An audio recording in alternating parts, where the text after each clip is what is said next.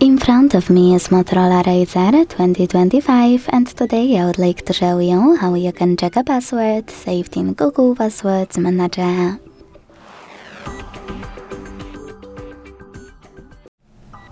Begin by opening Settings and scrolling all the way down to click on Passwords, Passkeys and Accounts.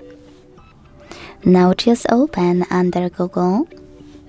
Tap on Google Password Manager and select the password you wish to check. Enter your screen lock.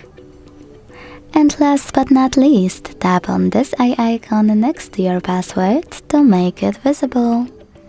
Thanks so much for watching. If you enjoyed this video, leave a like, comment and subscribe. Bye!